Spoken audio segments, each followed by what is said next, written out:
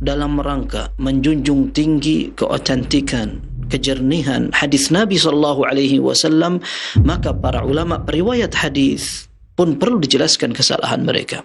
Ketika seorang meriwayatkan hadis, kesalehan tidak cukup. Saksikanlah kajian Islam ilmiah di Roja TV dan Radio Roja.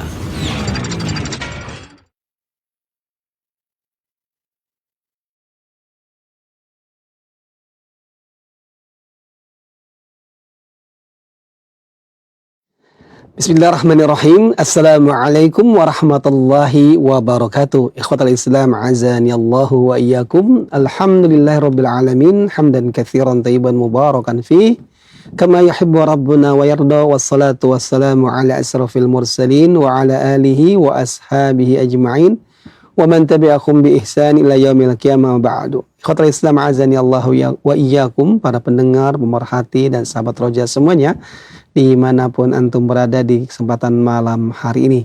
Malam yang tentunya kita mohon kepada Allah keberkahan dan karunia untuk kita semuanya hingga menjelang esok pagi.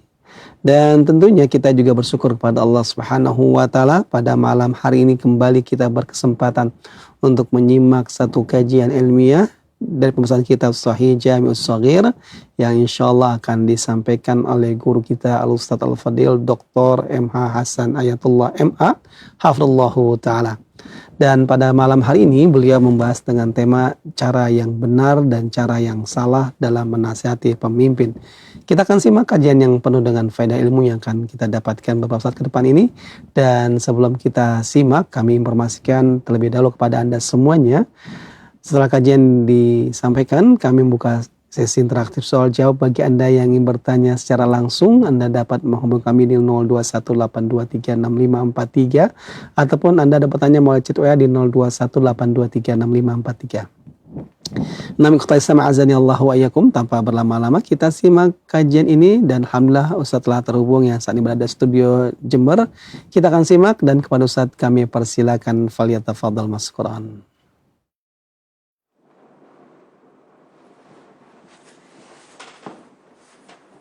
Bismillahirrahmanirrahim. Alhamdulillahirabbil alamin. Sallallahu wasallam wa baraka ala abdihi wa rasulihi nabiyyina Muhammad wa ala alihi wa ashabihi wa man tabi'a hudahu ila yaumiddin. Ya ayyuhalladzina amanu taqullaha haqqa tuqatih wa la tamutunna illa wa antum muslimun.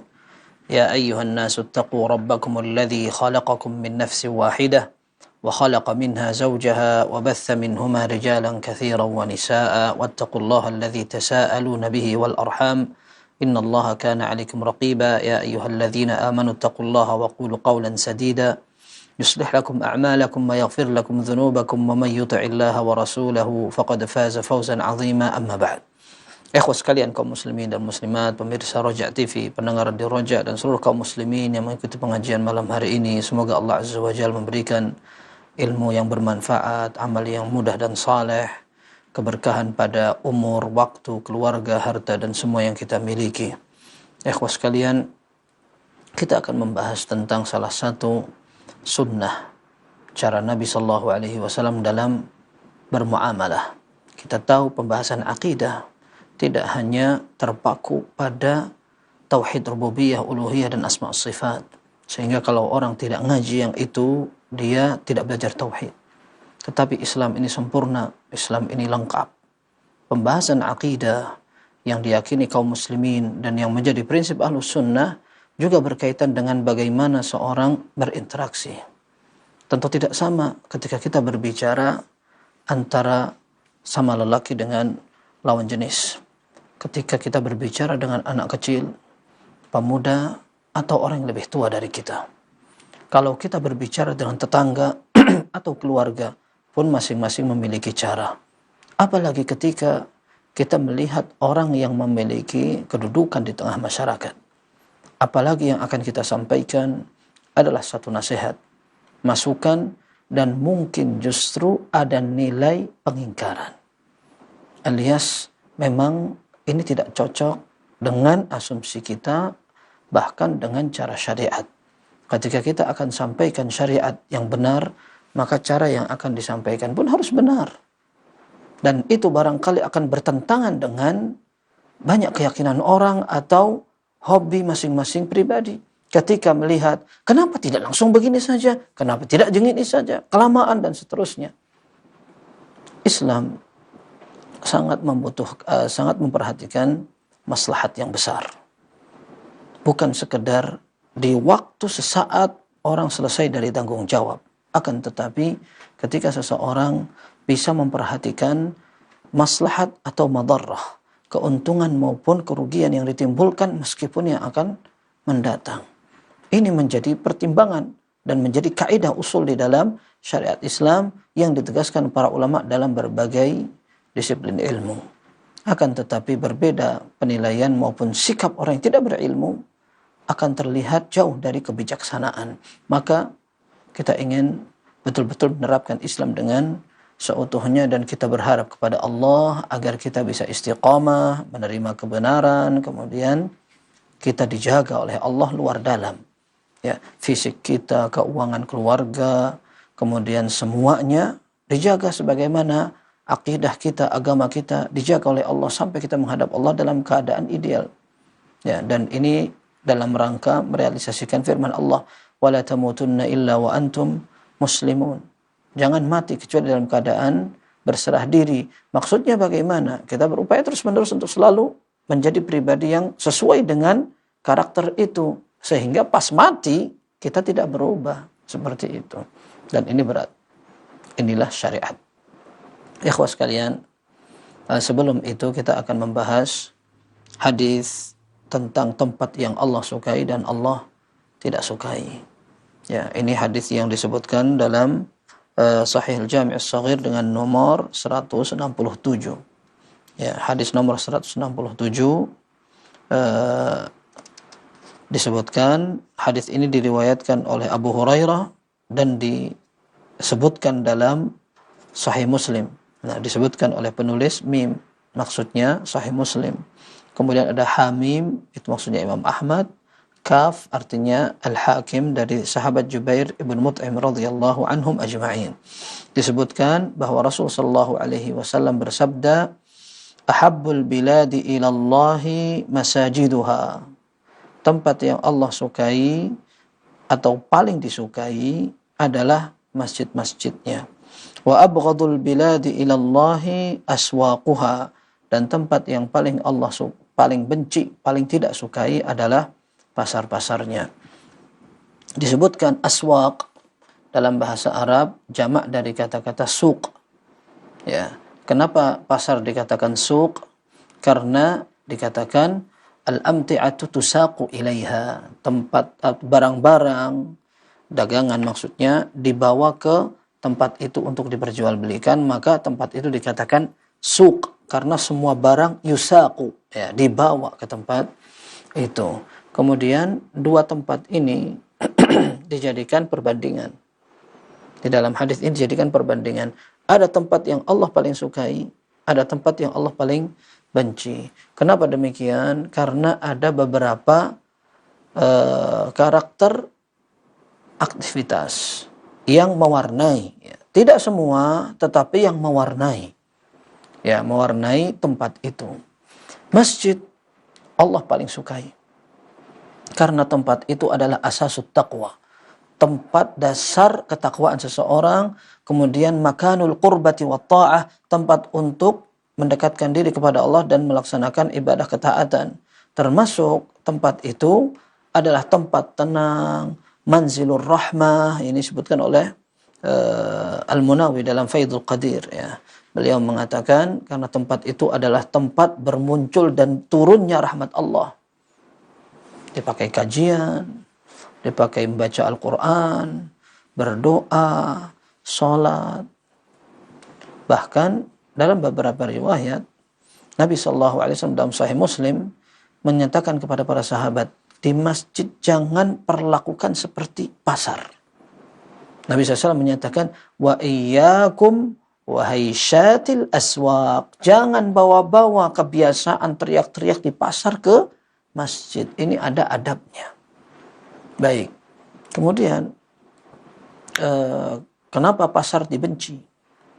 Karena pasar ini tempat kebanyakan orang tamak untuk mencari keuntungan sebesar-besarnya, sehingga seringkali seseorang tidak memperdulikan halal haram.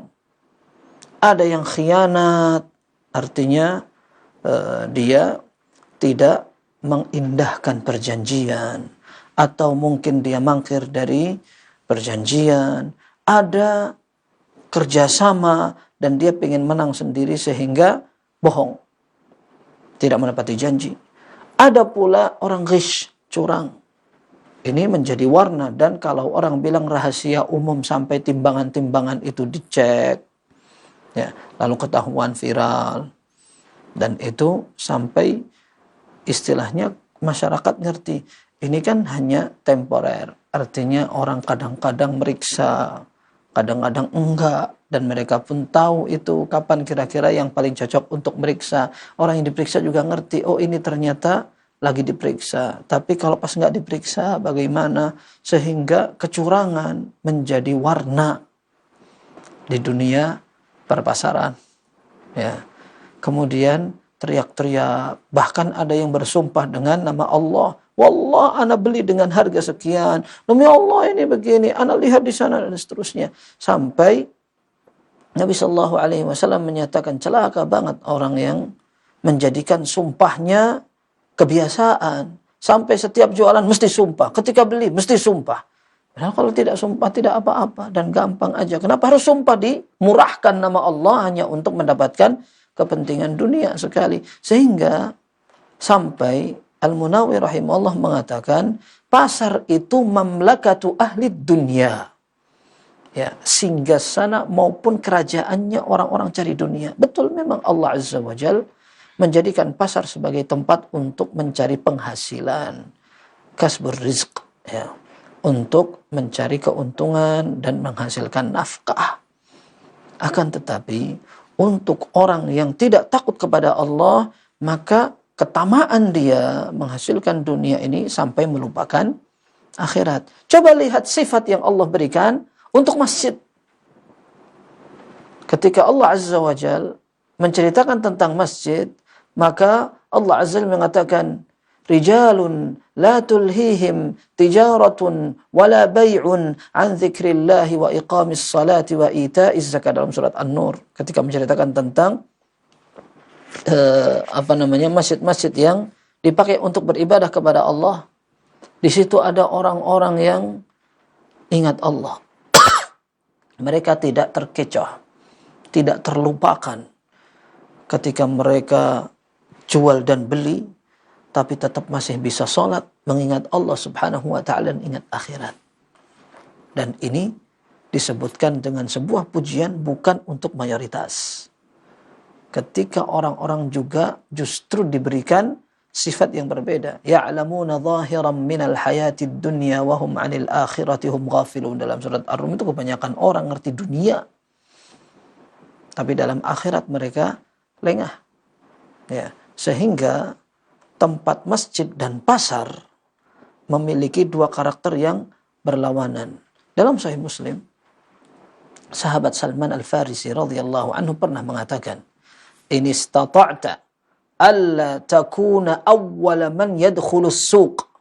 Kalau kamu bisa, kamu usahakan jangan menjadi orang pertama yang masuk pasar. Wala akhira man yakhruju minha, dan jangan menjadi orang terakhir yang keluar dari pasar. Fabiha ma'rakatus syaitan, karena di pasar itu tempat perangnya setan. Wabiha yansibu rayatahu, dan di pasar itu pula setan menancapkan bendera perangnya, ya, untuk menyerang manusia, memperdayakan mereka sehingga mereka tidak ingat akhirat, ya.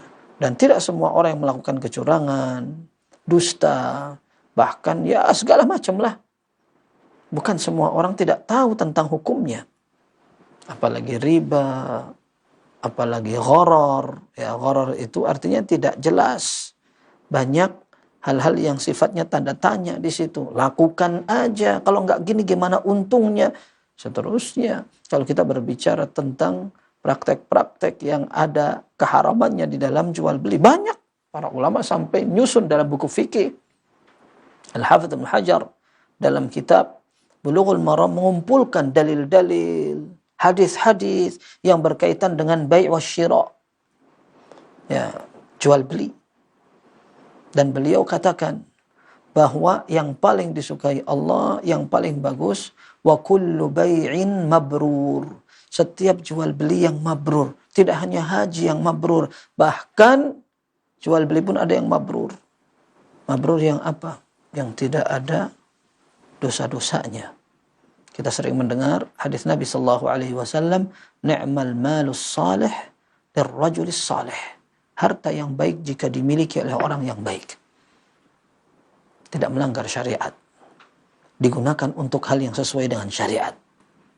Kalau tidak, sudah penghasilannya dari harta yang tidak jelas, penggunaannya pun demikian. Keberkahan diharapkan dari mana? Apalagi ada anak yang ditumbuhkan dengan harta yang seperti itu. Maka bagaimana kita mengharapkan satu keluarga akan sesuai dengan koridor syariat. Lalu masyarakat akan sesuai dengan koridor syariat. Ya. Bukan berarti tidak boleh seorang masuk dan keluar dari pasar. Boleh. Tetapi Al-Munawi rahimahullah dalam kitab Faidul Qadir mengatakan, ini perbedaan antara ahlud dunia ketika masuk ke dalam kancah pasar. Ini ngerti ini adalah sebab rizki saya. Maka masuk dia dengan segala ketamaannya. Berusaha untuk untungnya. Sedangkan ahlul taqwa wa ahlul yaqin. Orang yang ingat akhirat. Ketakwaan.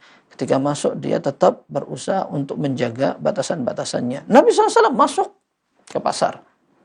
Terkadang beliau jual beli. Terkadang beliau masuk justru untuk mengingatkan para sahabatnya. Nabi SAW datang ke satu penjual kurma, tangannya dimasukin, loh, di bawah kurma ada yang basah. Atasnya kelihatan bersih, kering, sempurna. Ternyata di dalam ada yang basah. Kalau basah cepat busuknya. Campur lagi antara yang basah dan yang kering. Lalu ketika dimasukkan kata Nabi SAW, ma hadha ya sahib at-ta'am. Ini kenapa ini? Kalau ya Rasulullah sahabatus sama itu kena air hujan. Kenapa tidak disebutkan? Kenapa tidak dilihatkan sama orang-orang? Ketika disampaikan ke orang-orang, ketika mereka beli nanti, mereka tahu ini ada aibnya. Kalau kamu sembunyikan aibnya, maka kamu bohong. Man ghasya falaysa minna.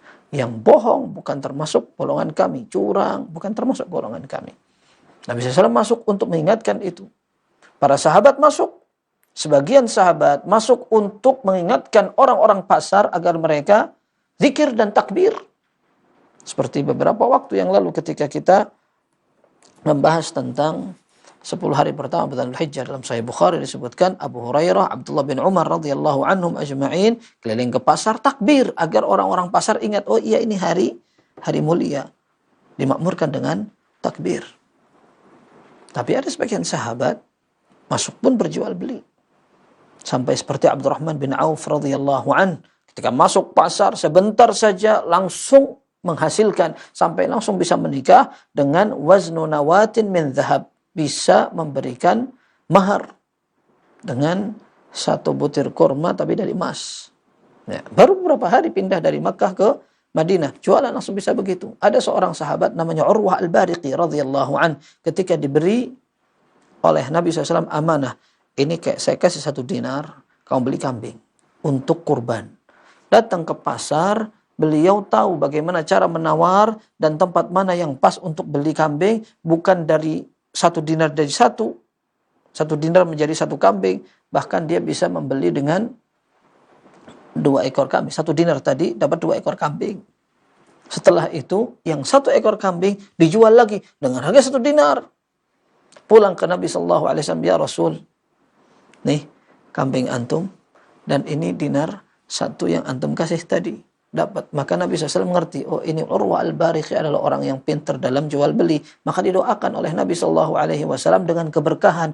Maka kata rawi yang meriwayatkan ini, fakana Urwatu law ishtara turaban la rabiha fihi. Ini Urwah kalau seandainya beliau akan jual tanah aja, maksudnya tanah itu, debu itu dijual dia bakal untung itu. Karena doa Nabi SAW.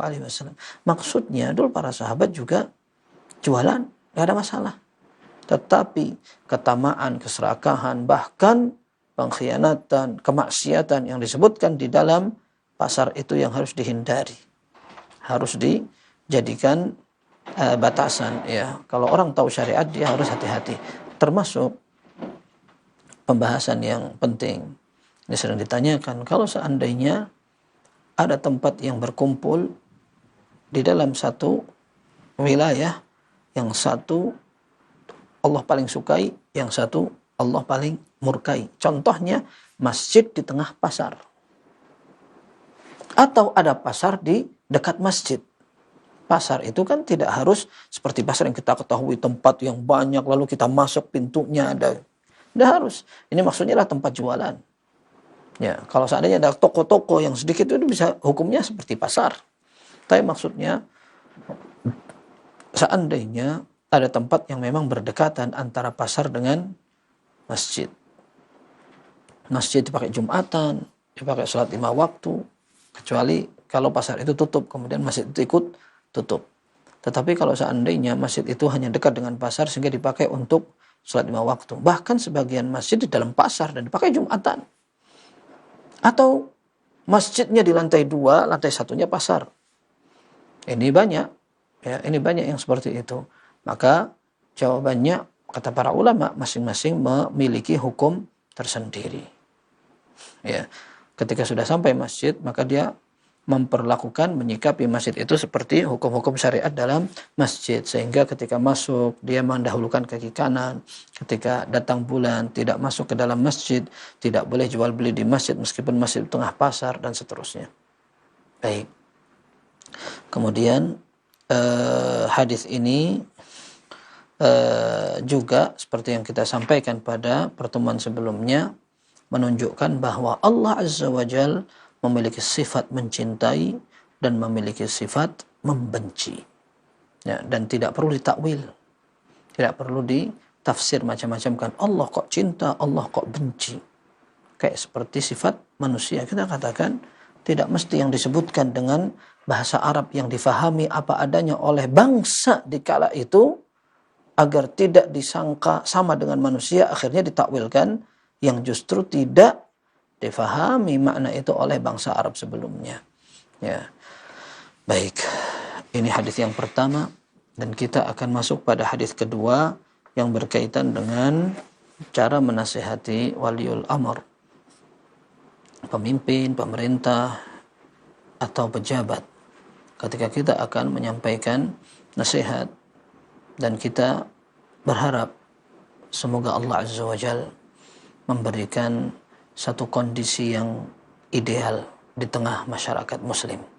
Kita merindukan masa-masa seperti zaman Nabi Sallallahu Alaihi Wasallam ketika antara pemimpin dan rakyat sama-sama berlomba untuk beribadah, saling melengkapi, kemudian memperhatikan, menunaikan hak masing-masing dan seterusnya. Kemudian kalau seandainya ada kekurangan, maka itulah manusia. Ditambah zaman ini bukan zaman yang afdol sejak dulu. Karena dulu memang tempatnya wahyu zaman Nabi SAW. Kemudian setelah Nabi SAW wafat pun para sahabat banyak. Kemudian setelah para sahabat wafat, para tabi'in masih banyak. Kemudian setelah itu mulai turun-temurun, ilmu semakin berkurang. Maka dalam hadis yang sahih Nabi SAW menyatakan, La ya'ti 'alan nasi zamanun illa walladhi ba'dahu syarrun minhu. Tidaklah bergulir satu waktu melainkan yang setelahnya lebih buruk dari sebelumnya. Ibnu Mas'ud radhiyallahu anhu menafsirkan hadis ini, La ya'ti 'alan nasi zamanun illa walladhi ba'dahu aqallu 'ilman min alladhi qablah. Tidaklah waktu ini bergulir kecuali yang setelahnya ilmunya lebih sedikit. Maka dulu di zaman sahabat ilmu ini banyak. Dan para sahabat, orang yang sangat dalam ilmunya, paling ikhlas amalnya, hatinya, dan seterusnya. Ketika para tabi'in, ilmunya sudah tidak sebanyak di zaman para sahabat, dan seterusnya. Baik, ketika seorang ahlus sunnah menyikapi bagaimana caranya, nah ini yang penting. Tidak perlu memperhatikan siapa yang menilai. Antum kenapa ngobrol yang seperti itu? Pesanan kah? Kalau istilahnya dalam tanda kutip ya. Tapi kita katakan ini akidah. Bukan karena kepentingan siapa, tetapi ini ibadah masing-masing yang akan dipertanyakan oleh Allah Subhanahu wa taala. Hadis 168 yang disebutkan oleh penulis dan diberi singkatan atau huruf yang meriwayatkan oleh penulis Hamim Imam Ahmad. Tab artinya At-Tabarani. Dari sahabat Abi Umamah radhiyallahu an, Syekh Albani rahimahullah menilai hadis ini hasan. Nabi sallallahu alaihi wasallam menyatakan, "Ahabbul jihadi ila Allah kalimatu haqqin tuqalu li imamin jair." Ya. Jihad yang paling Allah sukai, maksudnya paling afdal, istimewa, utama dan bermanfaat di sisi Allah adalah ketika seseorang menyebutkan kebenaran. Yang kebenaran ini disampaikan kepada pemimpin yang zalim. Kata Al-Munawi rahimahullah, dia menyebutkan, mengungkapkan, menyampaikan kata-kata yang benar sesuai realita, sesuai dengan kewajiban dan kapasitas dia, dengan cara yang sudah sesuai dengan kewajiban dia, dan dengan kebutuhan waktu yang tepat dan sesuai dengan kewajiban dia. Ini para ulama mengaitkan hadis ini seringkali dengan masalah amar ma'ruf nahi mungkar. Dan amar ma'ruf nahi mungkar tentu berbeda-beda kita sampaikan kepada siapa. Kepada keluarga, kepada tetangga, kepada sesama, atau bahkan kepada orang yang di atas. Entah di atas ilmunya, entah di atas umurnya, apalagi di atas pangkat dan jabatannya. Tentu semua membutuhkan persiapan, memilih dan memilah, dan tidak bisa dipukul rata. Kalaulah saja ada orang yang tidak mau diberi nasihat, masukan, meskipun itu benar, dan yang dilakukan betul-betul salah. Tapi kalau dilakukan depan orang, maka jangan harap itu diterima, karena nasihat di depan orang itu namanya pelecehan. Namanya pelecehan. Ada orang yang mungkin dia makan pakai tangan kiri. Semua orang tahu itu kayak setan tuh. Ya, orang Islam yang sekarang masih suka juga makan dengan tangan kiri, tidak semuanya tidak ngerti. Bahkan mungkin ketika mereka masih SD, mereka sudah belajar. Hadis yang sering kita dengar itu, "Idza akala ahadukum falyakul biyaminihi wa la yashrab bishimalihi fa inna syaitan ya'kulu bishimalihi wa yashrab bishimalihi." Makan dan minum jangan pakai tangan kiri, pakai tangan kanan, karena setan pakai tangan kiri. Banyak yang sudah ngerti, tapi ketika dia sudah tidak mengindahkan atau kumpul dengan circle katanya orang yang suka pakai tangan kiri, nonton tayangan di media elektronik, ya kayak asyik makan dengan tangan kiri. Baik, ketika dia makan dengan cara seperti itu, temannya negur di depan orang. Tidak terima dia. Lalu bagaimana sekarang? Ada satu kemungkaran, kesalahan yang dilakukan oleh orang yang di atas. Maka kita katakan, memang ada caranya. Hadis ini betul. Seorang ketika menyampaikan kebenaran di depan orang yang zalim dan dia mampu dengan cara yang tepat, maka dia melakukan satu tindakan yang besar. Tapi dalam masalah amar ma'ruf nahi mungkar, para ulama mengatakan awalan, yang pertama, hukum asalnya adalah fardu kifayah. Fardu kifayah itu artinya kalau sudah ada yang melaksanakan, maka yang lain tidak wajib, tidak berdosa karena terwakili. Tetapi sebagian orang berarti ada yang menjadi fardu ain, karena fardu kifayah itu kalau tidak ada yang mengerjakan sama sekali, maka dia akan menyebabkan semua dosa rata. Maka harus ada perwakilan. Dan perwakilan itu ketika dia bisa satu-satunya, yang lain enggak, maka dia menjadi fardu ain untuk dia. Baik, yang kedua, orang yang akan melakukan ingkarul mungkar, mengingkari satu kesalahan, dia harus paham. Yang pertama, apakah betul yang akan diingkari kemungkaran atau hanya sekedar kesalahan yang ringan? Atau memang ini perlu diadakan pengingkaran karena memang ini kemungkaran.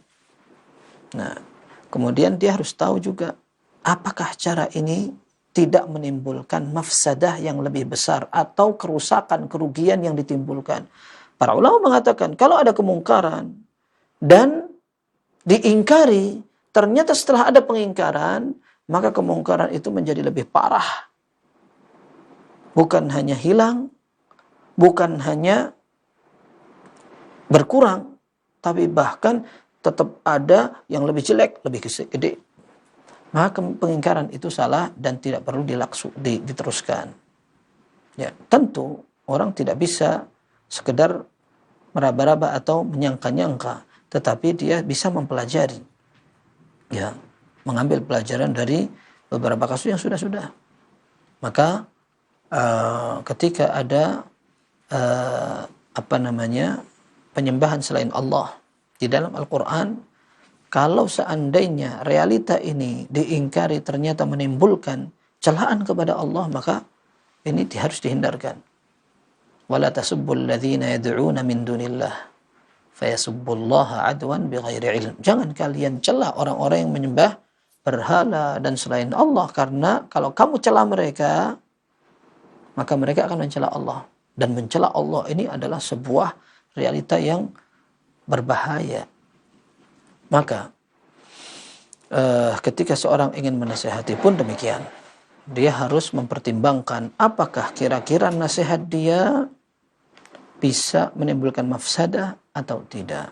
Kita katakan demikian, hadis ini dipahami oleh sebagian kalangan menjadi alasan untuk melakukan tindakan yang tidak bijak. Entah dengan menjelekkan pemerintah, memberikan protes terang-terangan, kalau perlu mengumpat, mengucapkan kata-kata kotor, sampai melakukan tindakan yang merugikan masyarakat. Yang diingkari siapa? Yang dirugikan siapa? Katanya ingin bela rakyat, tetapi kenapa justru rakyat yang menjadi korban? Ya, sampai ada yang dibakar, ada yang dijarah, ada yang diapa. Ya, kalau dikatakan oh itu penyusup, kita katakan iya, tetapi siapa yang membuat ada penyusup masuk? Kalau seandainya orang tidak melakukan cara yang salah, maka dia tidak membuka peluang orang-orang yang akan memanfaatkan. Baik, hadis yang masyhur dalam cara untuk menasihati pemerintah, ya. Nabi sallallahu alaihi wasallam pernah bersabda, "Man arada an yansaha lidhi sultanin lahu fala yubdihi alaniyah." Orang yang ingin memberikan nasihat kepada pemimpinnya, pemerintahnya, hendaklah dia tidak melakukan terang-terangan. Walakin liya'khudha biyadihi wal yakhlu bihi. Tapi diambil tangannya, kemudian diajak sendirian. Fa in qabila minhu fadzaka wa illa faqad adda alladhi alaihi lah. Kalau seandainya dia nerima nasihat dia, alhamdulillah. Kalau seandainya tidak, maka minimal dia telah melaksanakan tanggung jawabnya. Baik. Hadis ini diperselisihkan oleh para ulama, dan paling suka dan getol itu ada orang yang memang tidak cocok dengan cara menasihati para penguasa dengan sembunyi-sembunyi, lalu mereka mengatakan, "Wah, hadis kamu itu lemah, dhaif." Hadis ini memang ada sebab kelemahannya, dan kita sebutkan bahwa sebagian ulama melemahkan. Akan tetapi hadis ini tidak satu-satunya. Hadis ini banyak didukung dengan pemahaman para sahabat yang mereka sudah mendarah daging kalau menasihati pemimpin itu harus dengan adab, yaitu dengan cara tidak terang-terangan di depan orang, apalagi teriak-teriak kayak orang marah, kemudian sampai akhirnya menimbulkan sikap anarkis. Kalau ada orang bilang diboncengin, kadang tidak diboncengin, ya, karena memang sengaja ada orang yang dari dia sendiri seperti itu. Ya, kita katakan bahwa yang pertama, hadis ini banyak yang mensahihkan di kalangan para ulama. Ya, bahkan Syekh As-Sindi dalam hasyiyah beliau atau syarah ringkas beliau untuk Musnad Imam Ahmad, beliau sampai berkomentar bahwa hadis ini berkaitan dengan cara menasihati pemimpin.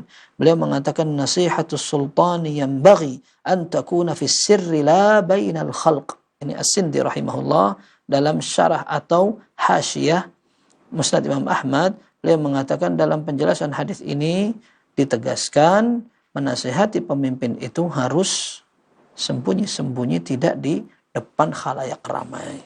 Baik, tadi kita sebutkan ini kan bukan hadis satu-satunya. Ya. Baik, ini nanti kita akan sebutkan hadis berikutnya, tetapi ada nukilan dari Asy-Syaukani rahimahullah juga. Beliau mengatakan yanbaghi liman dhahara lahu ghalatul imami fi ba'dil masail an yunasihahu wa la yudhhiru asy-syana'ata 'alaihi 'ala ru'usil ashhad. Ini Asy-Syaukani rahimahullah, ulama Yaman yang memiliki kitab Nailul Awtar, memiliki kitab banyak ya. Beliau mengatakan bahwa orang yang melihat kesalahan yang ada pada pemimpinnya pada beberapa masalah, kewajiban dia memberikan nasihat.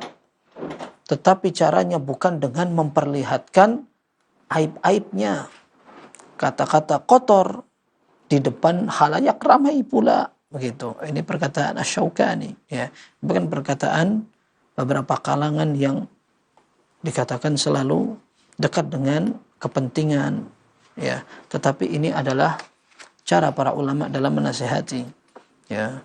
Kemudian ini perhatikan, ada hadis dalam Sahih Bukhari dan Muslim diriwayatkan oleh Sa'ad bin Abi Waqqas radhiyallahu an.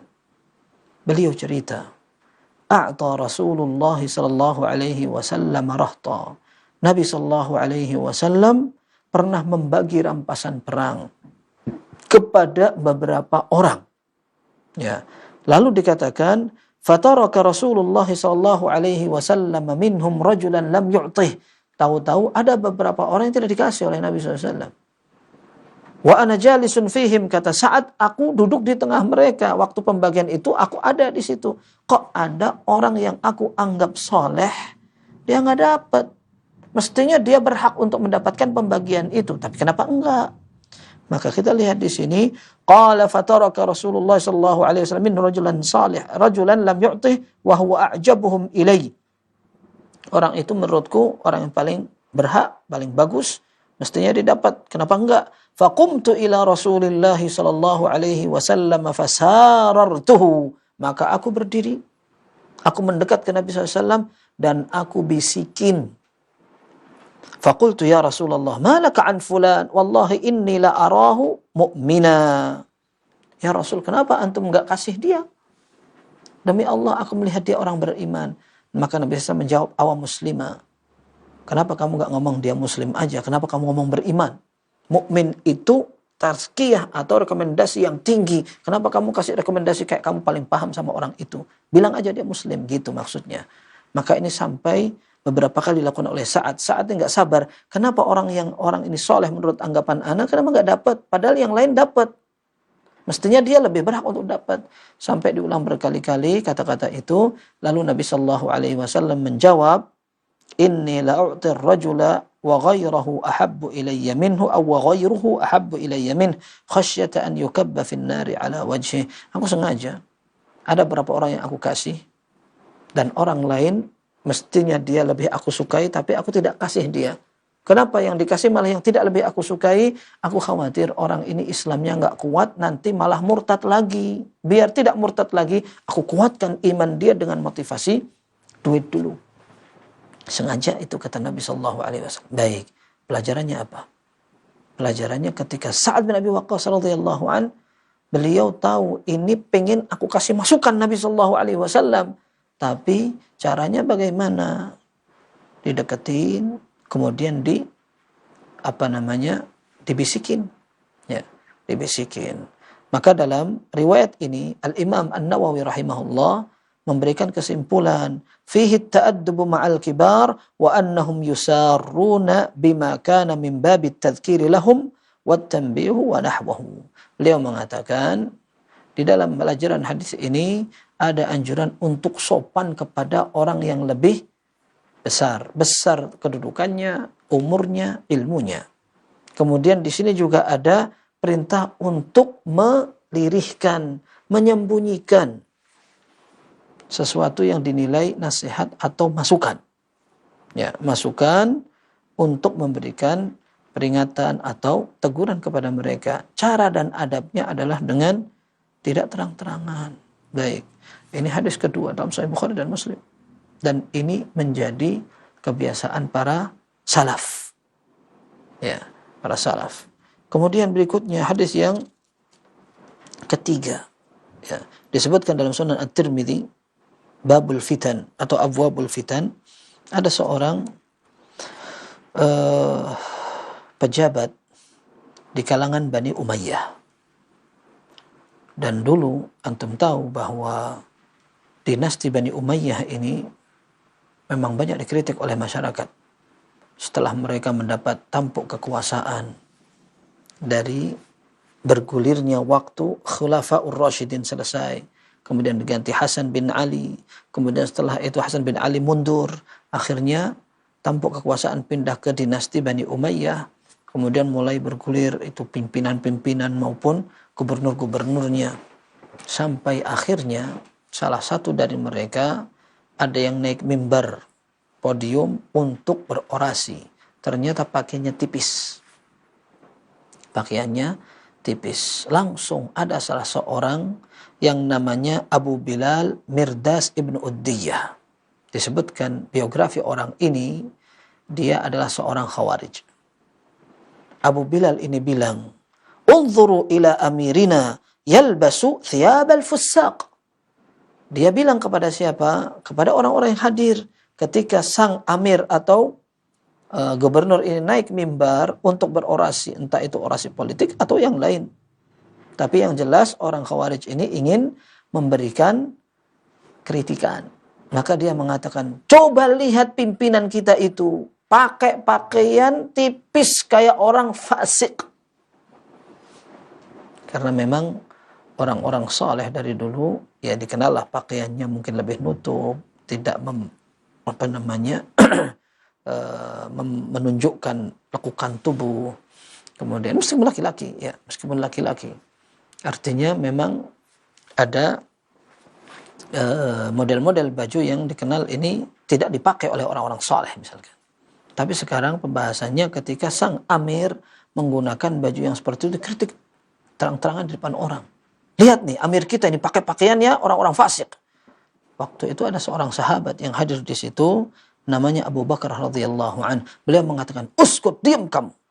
Sami'tu Rasulullah sallallahu alaihi wasallam yaqul, aku mendengar Nabi sallallahu alaihi wasallam bersabda, man ahana sultanallahi fil ardi ahanahu Allah." Orang yang mencela, menghina sultan-sultannya Allah, itu maksudnya adalah para penguasa muslim di dunia, maka Allah subhanahu wa ta'ala akan menghinakan dia. Baik, hadis ini diriwayatkan dengan berbagai riwayat. Di antaranya Imam Ahmad rahimahullah, beliau mengatakan, man akrama sultanallah fid dunya akramahullahu yaumal qiyamah. Orang yang memuliakan para sultannya Allah di dunia, Allah akan memuliakan nanti pada hari kiamat. Wa man ahana sultanallah fid dunya ahanahullahu yaumal qiyamah. Orang yang menghinakan sultannya Allah pada hari kiamat di dunia, maka pada hari kiamat dia akan dihinakan. Ini bukan dalam Sahih Jami' As-Saghir, ya. Ini tambahan, ya. Artinya hadis ini bukan satu-satunya. Ini merupakan salah satu hadis yang menguatkan prinsip bahwa orang ketika memberikan nasihat kepada pemimpin bukan dilakukan dengan terang-terangan, akan tapi dilakukan dengan sembunyi-sembunyi. Baik, terakhir yang kita ingin menjadikan ini sebuah penegasan. Dalam Sahih Bukhari dan Muslim, Usamah bin Zaid radhiyallahu anhuma adalah orang yang paling dicintai di antara orang-orang yang dicintai Nabi sallallahu alaihi wasallam. Beliau termasuk salah satu dari orang yang dicintai oleh Nabi sallallahu alaihi wasallam karena ayahnya Zaid bin Harithah merupakan anak angkat Nabi sallallahu alaihi wasallam. Maka putranya yaitu Usamah bin Zaid radhiyallahu anhuma juga termasuk orang yang paling disukai oleh Nabi sallallahu alaihi wasallam. Ketika zaman Utsman, dan Utsman seorang khalifah banyak kritikan. Katanya beliau seperti ini, seperti itu. Banyak kritikan sampai akhirnya kritikan-kritikan dan protes dari beberapa orang penghasut, penyebar fitnah dan segala macam, sampai fitnahnya Abdullah bin Saba yang akhirnya berakhir pada pengepungan rumah Utsman, yang akhirnya berakhir dengan pembunuhan yang dilakukan beberapa orang Khawarij, para pemberontak itu. Mereka bukan orang kafir. Yang bunuh Utsman bukan orang kafir. Tidak seperti pembunuh Umar radhiyallahu anhu, Abu Lu'lu' al-Majusi. Kemudian pembunuh Ali radhiyallahu anhu, Abdurrahman bin Muljam. Meskipun Abdurrahman bin Muljam ini seorang Khawarij, bukan seorang yang kafir. Tetapi pembunuh Utsman dibikin makar oleh orang-orang yang memberontak. Mereka Muslim. Mereka Muslim. Sehingga ketika mereka akan membunuh Utsman, Utsman mengatakan, kalian nggak ngerti ya? Rasulullah SAW pernah memuji ana dalam satu hadis demikian dan demikian. Kalau mereka bukan orang Muslim, apa manfaatnya Utsman mengingatkan mereka dengan hadis? Mereka Muslim. Tapi yang jelas, dikala itu ada banyak kritikan yang disampaikan oleh rakyat kepada Utsman. Nah, kemudian mereka ingin lewat Usamah agar Usamah ini menasihati Utsman, karena Usamah seorang sahabat dan Usamah merupakan orang khususnya Nabi Shallallahu Alaihi Wasallam. Beliau dekat dengan sahabat-sahabat senior. Kalau seandainya yang memberikan masukan adalah Usamah, diharapkan Utsman akan terima. Tetapi sebagian masyarakat mereka tidak memahami bahwa memberikan nasihat bukan berarti ngatur. Ketika pemimpin ternyata tidak menerima dia, oh ini mungkar, sudah nggak mau nerima kebenaran, nggak mau nerima apa segala macam. Ya, ketika terjadi kemungkaran di satu tempat, bukan berarti ulamanya diam tidak memberikan nasihat. Bisa jadi nasihat sudah disampaikan, tapi ternyata tidak didengar dan seterusnya. Tapi yang jelas di zaman Usamah radhiyallahu an, orang-orang mengatakan kepada Usamah, ala tadkhulu ala Utsman fatansahahu fatukallimahu. Kenapa antum tidak masuk dan menemui Utsman agar antum bisa nasihatin dia? Maka lihat, simak jawaban dari sang sahabat. Beliau mengatakan, ataraun anni la ukallimuhu illa usmi'ukum. Apakah kalian nyangka bahwa aku setiap akan ngomong untuk memberikan masukan, aku harus lapor kepada kalian? Wallahi laqad kallamtuhu fima baini wa bainahu. Demi Allah, aku sudah berkali-kali memberikan masukan, tapi dengan sembunyi-sembunyi antara aku dan dia, tidak di depan orang-orang. Wa ma duna an aftah amran la uhibbu an akuna awwala man fatahah. Tapi aku melakukan nasihat itu tanpa membuka peluang dan celah agar aku menjadi orang pertama yang buka celah. Maksudnya apa? Disebutkan dalam Fathul Bari dari Hafidz Ibnu Hajar, maksudnya babul inkari alal a'immati alaniyatan, membuka celah untuk memberikan kritikan, masukan maupun pengingkaran terang-terangan kepada para penguasa. Ini yang tidak ingin dilakukan oleh Usamah. Usamah memberikan nasihat, tapi bukan dengan cara yang diinginkan orang. Kasih nasihat itu terang-terangan gitu. Enggak, anak nggak pengen buka pintu itu. Nanti kalau aku buka pintu itu, aku akan menjadi orang pertama yang memberikan cara itu. Padahal itu bukan cara syariat. Dan kita lihat tadi, Sa'ad bin Abi Waqqas bagaimana cara menasihati. Sekarang Usamah bin Zaid juga demikian cara menasihatinya. Khasyata an taftariqal kalimah, kata Hafidz Ibnu Hajar, karena itu bisa membuat masyarakat terpecah. Masyarakat terpecah.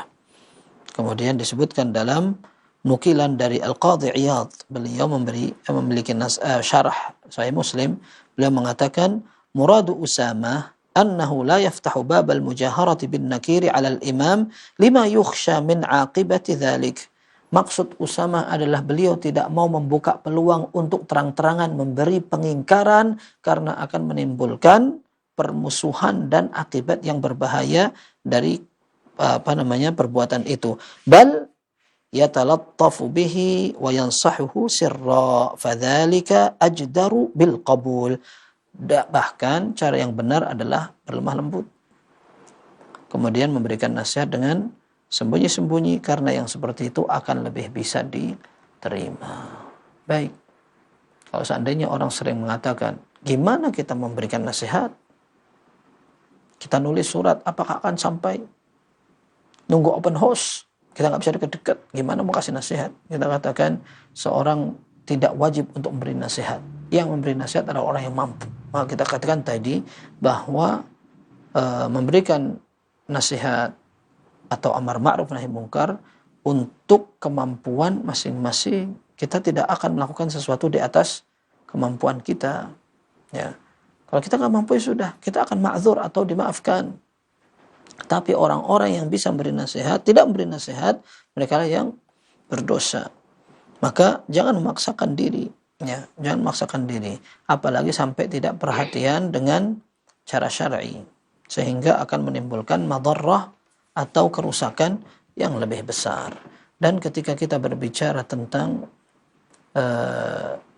dalil-dalil seperti ini bukan untuk kepentingan beberapa kalangan, tetapi ini sebagai bentuk agama yang kita yakini. Ya.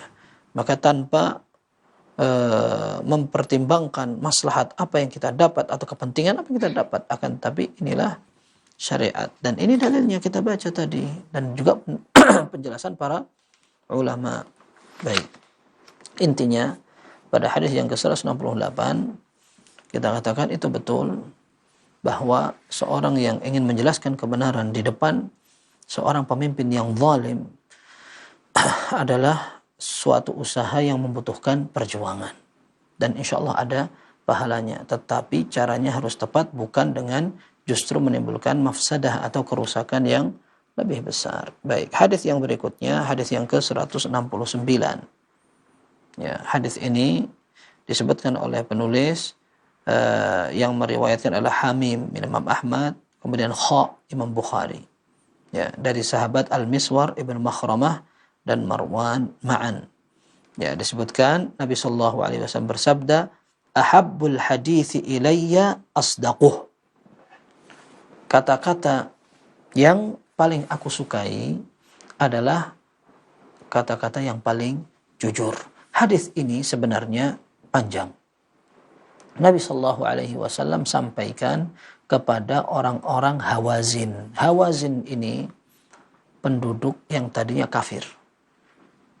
Dan Nabi sallallahu alaihi wasallam kalahkan mereka. Jadi ceritanya Nabi sallallahu alaihi wasallam di tahun ke-8 Hijriah beliau datang ke Mekah, mengalahkan, menaklukkan, dan menjadikan Mekah sebagai negara Islam. Setelah itu beliau tidak langsung pulang ke Madinah. Beliau sempat nunggu sekitar 19 hari di Mekah.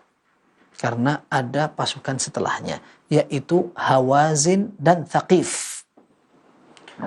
Hawazin dan Thaqif ini dua kabilah yang sama-sama kuat. Mereka ingin menunjukkan perlawanan kepada Nabi Shallallahu Alaihi Wasallam ketika Mekah berhasil dikalahkan. Padahal Mekah itu adalah sentralnya orang-orang musyrikin. Kok sudah dikalahkan? Nah, mereka nggak terima ini. Mereka nantang. Mereka pengen nyerang Nabi SAW. Kata Nabi SAW, siap, kita hadapi. Akhirnya Nabi SAW berangkat menuju ke daerah Hunain. Bertemulah dengan Hawazin dan Thaqif. Ya. Dan Hawazin dan Thaqif ini dikalahkan. Dikalahkan oleh Nabi Sallallahu Alaihi Wasallam. Kemudian sampai dalam riwayat atau dalam beberapa referensi disebutkan orang Hawazin, mereka karena saking pengen melawannya kepada Nabi Sallallahu Alaihi Wasallam setelah Mekah sudah ditaklukkan, mereka tidak ingin satu orang dari kalangan mereka tidak ikut perang. Sampai semua perempuan suruh ikut, anak-anak suruh ikut, semua harta dibawa. Nunjukkan sudah kita mati-matian hadapin Rasul Sallallahu Alaihi Wasallam. Ternyata kalah mereka. Mereka kalah, perempuan-perempuan itu ditawan, anak-anak kecil ditawan, harta-hartanya dirampas. Setelah itu Nabi Sallallahu Alaihi Wasallam berhenti. Yang Thaqif ini, yang orang-orang Taif, diserang juga. Baik. Setelah itu mereka akhirnya masuk Islam. Mereka masuk Islam, Kemudian mereka datang kepada Nabi Shallallahu Alaihi Wasallam ingin minta agar tawanan-tawanan perang dibebaskan, dikembalikan kepada mereka. Maka Nabi Shallallahu Alaihi Wasallam mengungkapkan kata-kata ini. Beliau mengatakan, tarawna man ma'i. Kalian tahu saya tidak sendirian. Saya bersama para sahabat dan pasukan saya. Rampasan perang itu sudah saya siap bagikan ke mereka. Kalau kamu minta, berarti sebenarnya itu bukan kamu minta dari saya, tetapi kamu minta dari jatahnya orang banyak itu. Kalau kamu mau, sudah saya kasih pilihan.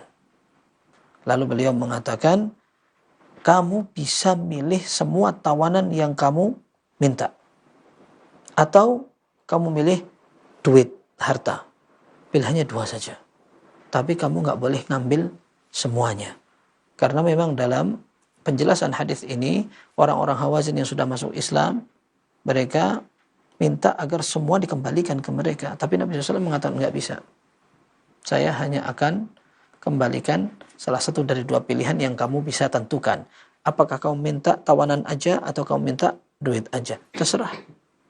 Sekarang kamu bebas menentukan, tak tunggu berapa belas hari.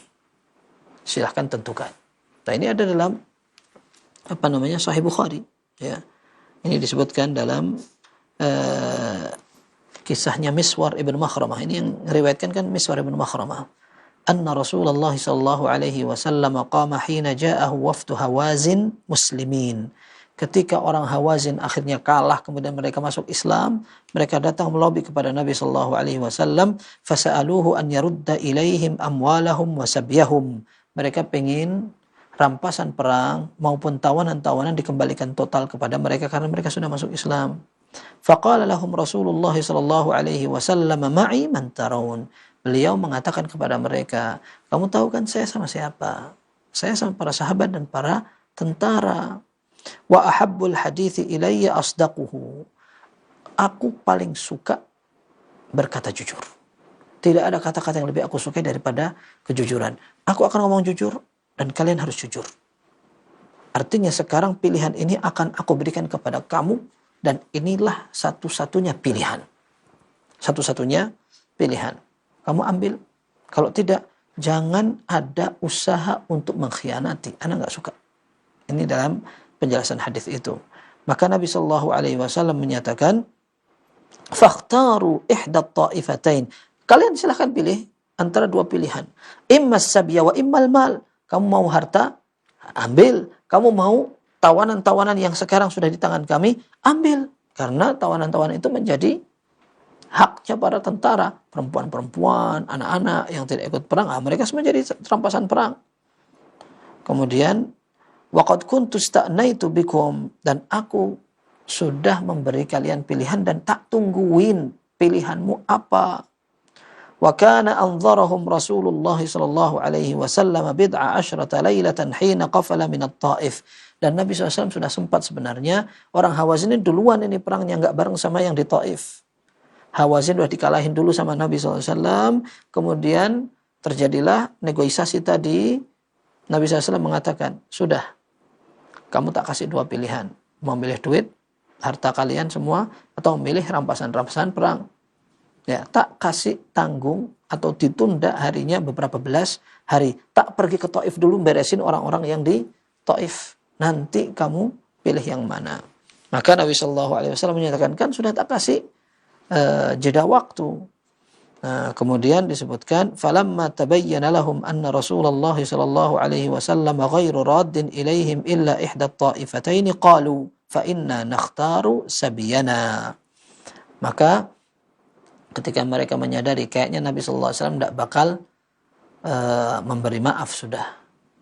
Beliau hanya akan memberi kami dua pilihan, imma duit, imma tawanan. Maka mereka mengatakan, idzan nakhtaru sabyana. Kalau gitu ya Rasul, kita minta tawanan sudah. Kita minta tawanan. Maka Nabi SAW perlu memberikan penjelasan kepada para tentara bahwa tawanan ini akan kita kembalikan ke mereka. Tapi beliau tidak ingin memaksakan juga untuk para sahabatnya, karena para sahabatnya kan tentaranya. Mereka ketika sudah menang, ketika pertempuran mereka berhak untuk mendapatkan rampasan perang, dan rampasan perang itu bentuknya macam-macam, bisa harta, bisa tawanan itu dibagi-bagi. Dan ternyata Nabi Shallallahu Alaihi Wasallam setelah kejadian ini perlu menjelaskan kepada tentaranya, tapi beliau bijak sekali.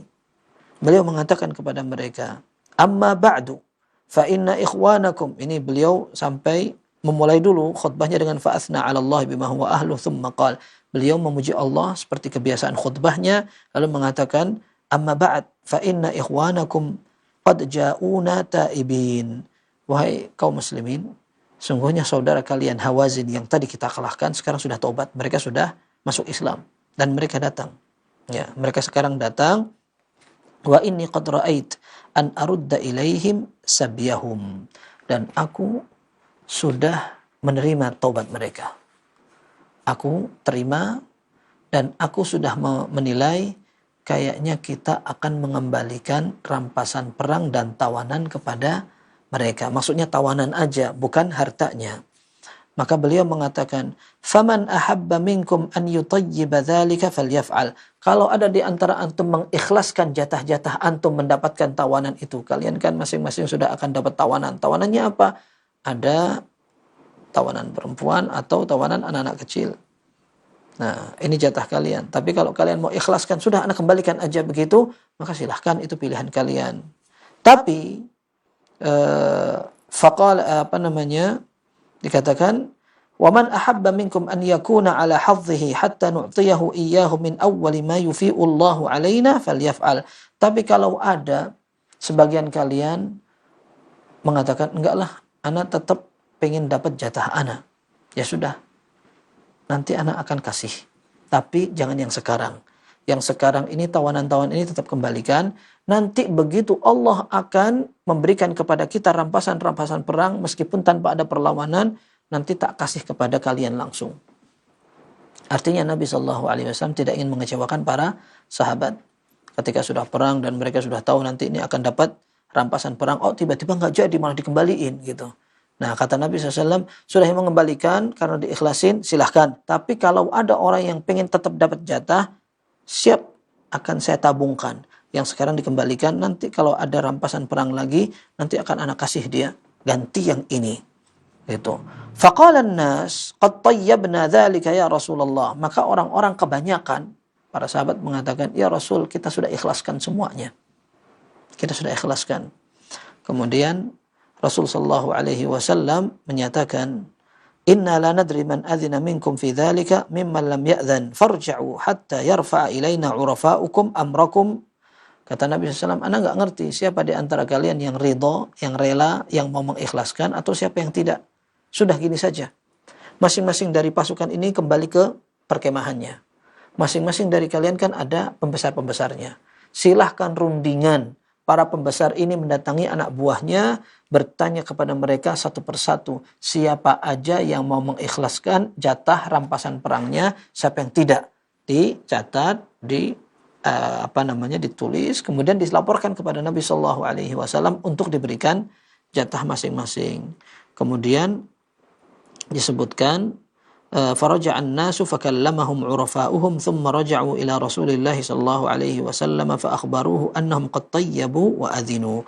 Maka setelah para pembesar itu pulang ke perkemahan, ngobrol dengan anak buahnya, maka ternyata semua perwakilan dari kabilah-kabilah itu lapor kepada Nabi sallallahu alaihi wasallam, ya Rasulullah, semua teman-temanku, semua anak buahku mengikhlaskan.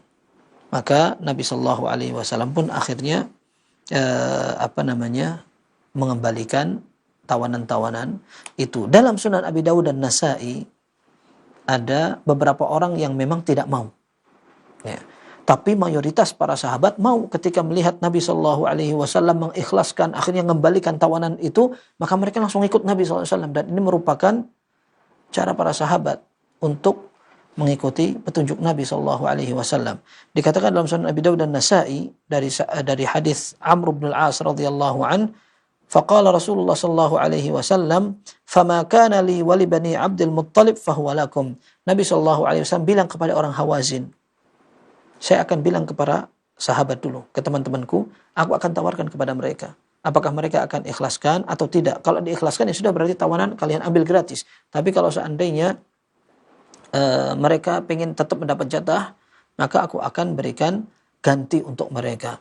Tapi untuk jatahku dan jatah keluargaku, anak ikhlaskan, ambil silahkan. Maksudnya ada beberapa tawanan yang menjadi jatah dan bagian Nabi SAW, Ali bin Abi Thalib, Abbas dan semuanya.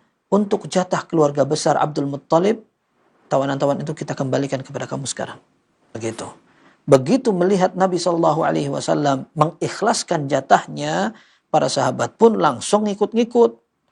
Faqala al-muhajirun wa ma kana lana fahuwa li Rasulillah sallallahu alaihi wasallam. Maka orang muhajirin pada bilang, ya kalau gitu kita sama.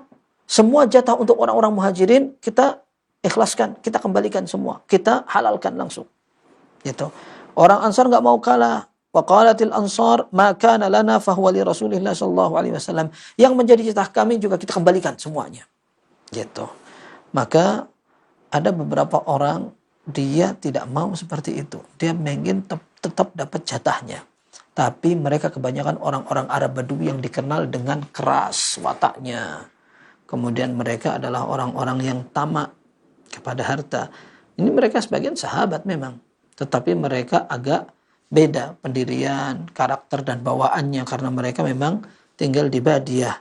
Jadi kaku-kaku orangnya, yang disebutkan di antaranya faqala al-Aqra' bin Habis. Aqra' bin Habis sama, dia adalah seorang Arab Badui.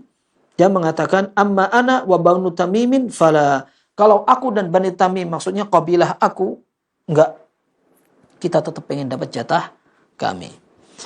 Kemudian dikatakan waqala Uyainah bin Hasan amma ana wa Banu Fazarah fala. Kalau aku, maksudnya ini Uyainah bin Hasan ini adalah kepala suku, tapi suku Bani Fazarah. Dia mengatakan Bani Fazarah, para pengikutku, enggak, kita tetap ingin dapat jatah kami. Kemudian ada lagi orang yang namanya Abbas. Qala al-Abbas bin Mirdas amma ana wa Banu Sulaimin fala.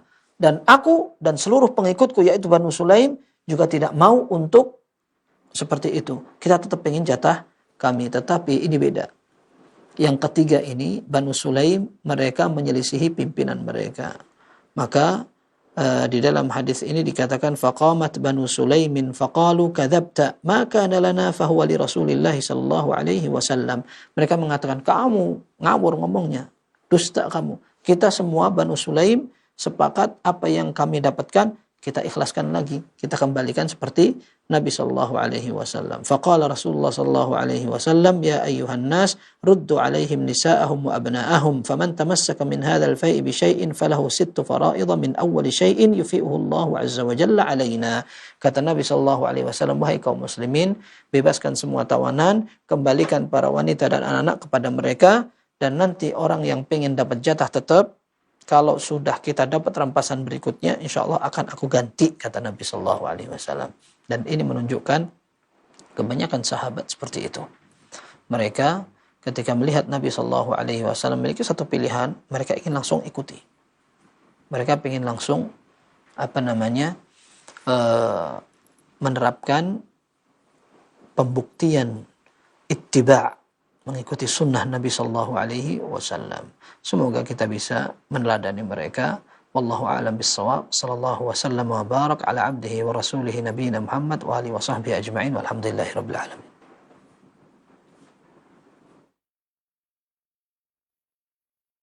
Nah, Ustaz, jazakumullah khairan, barakallahu fikum atas materi yang telah disampaikan di malam hari ini tentang cara yang benar dan cara yang salah dalam menasihati pemimpin. Ikhwatal Islam azani Allah wa iyyakum, kami ajak Anda untuk berdiskusi atau bersoal jawab dalam rangka memperdalam materi yang telah disampaikan oleh beliau di 0218236543. Dan Anda juga bisa kirimkan pertanyaan Anda di 0218236543, dan kami informasikan mungkin pertanyaan yang kami bisa hadirkan tidak bisa terlalu banyak di malam hari ini. Untuk itu kesempatan kami berikan kepada Anda yang telah terhubung. Ya, silakan. Assalamualaikum Pak Ustaz. Waalaikumsalam warahmatullahi wabarakatuh. Dengan siapa Bapak dan berada di mana? Iskandar Pak, dari Kalimantan Timur. Masya Allah, silakan Pak Iskandar. Begini Pak, pertanyaan Pak Ustaz. Nah. kita ini cinta, kita bercita-cita masuk surga, takut kepada neraka. Tapi intinya Pak, kita ini berlomba-lomba juga pengen kaya. Bagaimana itu Pak Ustadz? Apakah menjanggal atau bagaimana? Baik, terima kasih Bapak. Pertanyaan yang sangat baik sekali. Itu aja Pak Ustadz.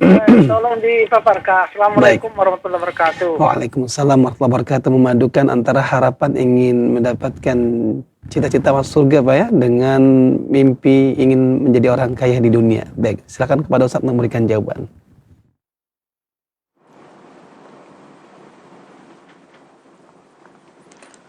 Baik, tidak mengapa orang kaya. Ya, bahkan ada hadis dalam Sahih Bukhari dan Muslim, Sa'ad bin Abi Waqqas radhiyallahu anhu, beliau diberi nasihat oleh Nabi sallallahu alaihi wasallam, kamu cari duit untuk harta yang diwariskan kepada keluargamu sehingga mereka tidak minta-minta kepada orang lain, itu bagus. Innaka antadhara warathataka aghniya khairun laka min antadharahum 'alatan yatakaffafuna an-nas.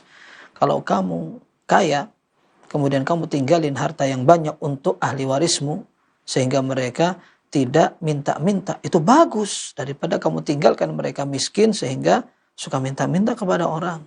Dan para ulama menyebutkan, itu antaranya syarah hadis Bulughul Maram yang disampaikan oleh Syekh Abdullah Ali Bassam, beliau mengatakan kalau seandainya ada orang yang bekerja untuk mendapatkan kekayaan, kemudian dia bisa menjaga kehormatannya, bisa bersedekah dan beribadah, maka ini bagus, gak ada masalah. Tapi bedanya orang zuhud itu apa? Zuhud itu di hati. Zuhud itu lebih yakin apa yang dimiliki Allah Subhanahu wa ta'ala. Kalau dia dapat kekayaan, ini titipan. Kalau dia berkurang hartanya, dia tidak terlalu sedih. Bahkan kalau dia sedekah, dia tidak terlalu pelit. Ini orang zuhud meskipun kaya. Tadi zuhud gak mesti fakir. Ya. Zuhud itu kekayaan hati dan tidak butuhnya dia dengan dunia meskipun dia kaya. Ada seorang tokoh yang meninggal di tahun 181 Hijriah, namanya Abdullah ibn Mubarak al-Marwazi rahimahullah. Beliau mengatakan, bahkan beliau sering memberikan nasihat dalam kitab beliau namanya Az-Zuhd wal Raqaiq. Ya, beliau punya buku sanad-sanad aja isinya itu tentang hadis-hadis yang berkaitan dengan mengingatkan akhirat. Tapi ternyata beliau pedagang sukses. Pedagang yang jualannya itu dari daerah Moro ke daerah Mekah. Itu banyak sekali cabang-cabang bisnisnya. Sampai beliau dikritik oleh Fudail bin Iyad rahimahullah, seorang ulama ahli hadis dan ahli ibadah juga, yang meninggal tahun 187 Hijriah. Nah ini Fudail bin Iyad bilang kepada Abdullah bin Mubarak, antum ini merintah orang untuk zuhud, ingat akhirat, tapi bisnismu banyak banget gitu. Maka beliau mengatakan, ya Aba Ali, innama fa'altu dha li'asuna bihi wajhi wa ukrima bihi beliau mengatakan li'asuna bihi wajhi wa asta'ina bihi ala ta'ati rabbi. Aku ini berusaha untuk kaya bisnis ini agar aku bisa menjaga marwahku, menjaga mukaku, tidak minta-minta ke orang, dan aku bisa menjadikan harta ini sebagai sarana beribadah kepada Allah. Maka ini beliau nggak ngomong tok, beliau pernah menghajikan orang sekampung. Disebutkan dalam Syiar A'lam Nubala, beliau kumpulkan orang kampung, ayo kita haji bareng, masing-masing yang sudah punya modal kumpulin di dalam satu kantong. Lalu kantong ini dikumpulkan, nanti saya akan manage agar uang ini cukup untuk perjalanan kita. Uang ini yang kantong-kantong ini dimasukkan ke kardus atau dimasukkan ke kotak. Lalu disimpan oleh Abdullah bin Mubarak. Asumsinya ini akan dijadikan modal untuk berangkat haji bersama. Ya, akhirnya beliau simpan. Ternyata setiap mereka berangkat, yang ngasih duit untuk pembiayaannya Abdullah bin Mubarak sendiri. Sampai di Madinah, ayo siapa beli oleh-oleh, Anda yang akan siapkan. Semuanya dari uang pribadi Abdullah bin Mubarak. Sampai Mekah begitu juga. Sampai akhirnya mereka pulang, membawa oleh-olehnya, membawa keuangannya. Sampai pulang, Abdullah bin Mubarak kemudian membuat pesta besar. Alhamdulillah kita sudah berhasil untuk haji dan alhamdulillah lancar semuanya. Lalu duit yang tadi disimpan dalam kantong itu dikeluarkan lagi, dikembalikan ke masing-masingnya. Ini luar biasa. Orang bisa seperti itu, nggak usah Banyak kasus kayak travel sekarang yang lagi rame kan. Oh, ini menggelapkan apa segala macam. Bahkan dia akan membiayai orang haji. Zaman sekarang orang mau umroh, Ramadan berangkat, hajian berangkat, kapan berangkat. Enak banget tuh kalau ada kekayaannya, pengajian bisa dibiayai, anak sekolah bahkan orang-orang yang miskin dibiayai, digratisin. Mantap sekali, Masya Allah. Bagus banget itu. Tadi saya sebutkan, ni'mal malus salih lirrajulis salih. Harta yang baik dan sebaik-baik harta yang baik kalau dimiliki oleh orang yang soleh. Bagus banget. Mudah-mudahan antum sukses menjadi orang kaya dan dunia akhirat. Wallahu a'lam bishawab. Nah, Ustaz, jazakumullah khairan barakallahu fikum atas jawaban yang telah diberikan Ustaz, satu jawaban yang Masya Allah, dan kita akan angkat berikutnya pertanyaan lainnya yang sudah masuk dari pesan singkat Ustaz, kami akan angkat. Ada satu pertanyaan, Ustaz, apakah malaikat bisa melihat isi Lauhul Mahfuz dan itu terjadi setelah malaikat mencatat dan melaporkan amalannya kepada Allah? Ini berdasarkan perkataan Ibnu Abbas di dalam kitab Ushulus Sunnah Ibnu Abi Zamanain. Ana dapat ini dari penjelasan dari seorang Ustaz, apakah memang demikian Ustaz? Ustaz mohon berikan penjelasannya Ustaz. Syukran, jazakumullah khairan barakallahu fikum. Silakan Ustaz.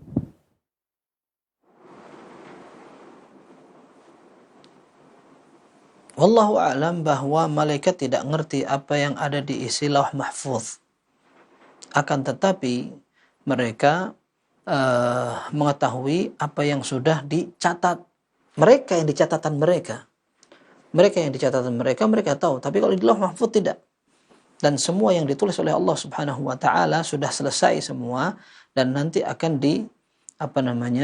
dilaksanakan, dicatat, dan yang dicatat oleh malaikat itu yang diketahui oleh malaikat yang mencatat. Ya, dan selain itu mereka tidak ngerti. Jangankan Lauh Mahfuz, ketika nama yang ditampilkan kepada Adam bisa menjawab nama-nama itu, malaikatnya bisa. Gimana mereka tahu takdir dan catatannya? Ya, kalau mereka yang disuruh untuk mencatat, mereka tahu, wallahu alam. Akan tetapi kalau yang di Lauh Mahfuz mereka tidak tahu. Wallahu alam bissawab. Dan ada dalil detailnya, cuma ana tidak ingat. Barakallahu fikum. Nah, Ustaz Taufik, barakallah, jazakumullah khairan atas jawaban yang telah diberikan Ustaz, dan kita akan angkat satu pertanyaan terakhir di malam hari ini dari penelpon yang telah terhubung. Kami persilakan kepada Anda. Ya, silakan.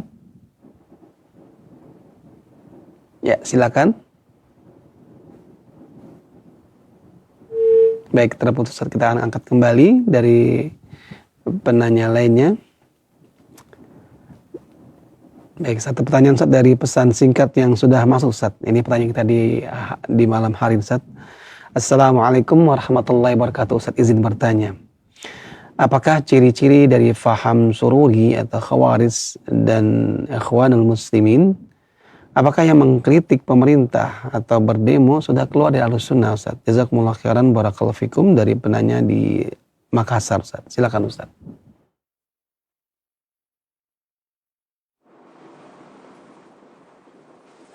Jazakumullah khairan.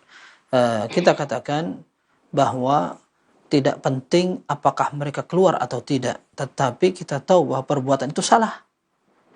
Jadi poinnya adalah kita tahu bahwa itu adalah perbuatan salah. Kalau mereka keluar atau tidak itu menghukumi mereka, dan apa urusannya? Ya.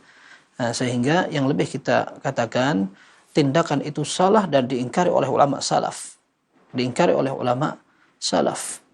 Termasuk ketika ada berbagai pemberontakan yang terjadi, ya, dan orang-orang Khawarij yang sampai memberontak kepada Utsman, mereka sampai menghunus pedang, sampai di antara murid-murid dari Utsman, mereka mengatakan, ya Amirul Mukminin, innahu yusalli bina imamu fitnah.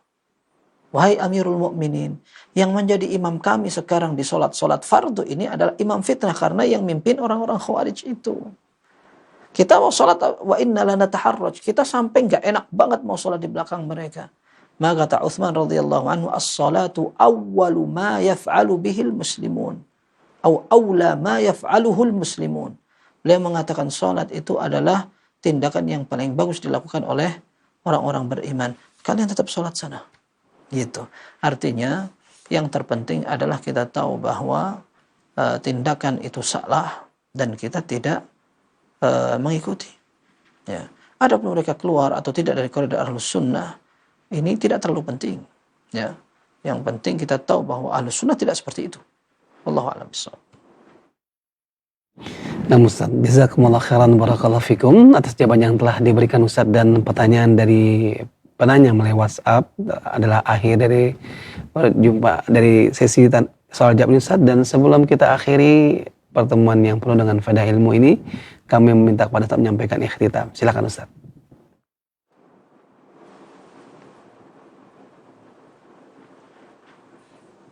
Baik, ikhwas sekalian, dulu ada nukilan dari seorang ulama salaf, i'rifil haqqa ta'rif ahlah. Ketahuilah kebenaran, maka engkau akan tahu siapa orang-orang yang benar. Yang kedua, kita ingin menjadi orang mulia, orang terhormat karena mengikuti sunnah, meskipun itu pahit. Ya. Sampai Allah akan muliakan kita di tengah-tengah kaum muslimin, di tengah orang-orang yang mungkin mereka tidak bisa mengerjakan itu. Nabi SAW mengatakan, naddarallahu imra'an sami'a maqalati fa'addaha fahafidhaha fa'addaha kama sami'aha farubba muballaghin aw'a min sami'. Kata Nabi SAW, semoga Allah membuat muka orang-orang yang belajar dariku menjadi cerah. Orang yang mendengarkan hadisku, mereka hafalkan, mereka pahami, lalu mereka sampaikan sebagaimana mereka dengar. Betapa banyak orang yang menyampaikan ilmu, ternyata dia tidak lebih paham dari yang mendengarnya. Dalam hadis ini ada pujian untuk orang yang mempelajari, memahami, menghafal, lalu menyampaikan. Dikatakan oleh Nabi SAW, semoga Allah membuat muka mereka cerah. Sufyan bin Uyainah rahimahullah, seorang ulama ahli hadis yang wafat tahun 198 Hijriah, mengatakan, ma li ahli al-hadith atau ma min ahli al-hadith ahadun illa wa fi wajhihi nudrah li hadzal hadith. Tidak kita perhatikan satu orang pun dari ahlul hadis kecuali di mukanya ada kecerahan, ya. Karena memang Nabi SAW doakan semoga kita bisa meneladani mereka, mengamalkan ilmu-ilmu mereka, menerima dan menjadikannya sebagai pedoman kita, meskipun banyak orang yang tidak seperti itu. Sampai Allah Azza wa Jal akan mempertemukan kita dengan Allah, kita berusaha untuk berpegang dengan hadis itu, meneladani para ulama ahli hadis, dan segera atau selalu memegang manhaj salaf dan prinsip mereka. Wallahu a'lam bis-shawab. Sallallahu wasallam wa baraka ala abdihi wa rasulih Muhammad wa alihi wa sahbihi ajma'in. Subhanakallahumma wa bihamdik, asyhadu an la ilaha illa anta astaghfiruka wa atubu ilaik. Walhamdulillahi rabbil alamin. Nah Ustaz, jazakumullah khairan barakallahu fikum atas materi yang telah disampaikan Ustaz di malam hari ini, dan waktu yang telah antum sisihkan untuk kaum muslimin dalam menyampaikan ilmu yang penuh dengan faedah yang telah kita simak bersama. Dan semoga Allah Subhanahu wa taala menjaga antum dan keluarga antum di sana, serta meluaskan keilmuan antum sehingga semakin banyak faedah ilmu yang dapat kami ambil dari setiap perjumpaan bersama antum insyaallah. Allahumma amin. Dan juga kami ucapkan terima kasih banyak untuk rekan-rekan kami kru Roja Cilengsi dan rekan-rekan kami yang berada di Jember. Kami ucapkan terima kasih banyak, jazakumullah khairan barakallahu fikum atas kemudahan yang Allah berikan kepada kita bisa menghadirkan kajian ini di tengah-tengah kalangan kaum muslimin. Dan juga untuk Anda semuanya ikhwatal Islam azani Allahu ayyakum yang telah bersama kami dari awal hingga akhir acara di malam hari ini, kami ucapkan terima kasih banyak untuk Anda semuanya. Jazakumullah khairan barakallahu fikum. Nantikan kembali kelanjutan pembahasan kitab Sahih Jami'us Shaghir yang insyaallah kita simak bersama pada pertemuan hari Kamis yang akan datang. Akhir kalam untuk Anda semuanya, semoga Allah Subhanahu wa taala memberikan keberkahan kepada kita di malam hari ini dan juga memudahkan bagi kita esok pagi dalam aktivitas kita, dan semoga Allah memudahkan kita mengamalkan ilmu yang telah kita dapatkan. Kami mohon undur diri. Billahi taufiq wal hidayah. Wassalamualaikum warahmatullahi wabarakatuh.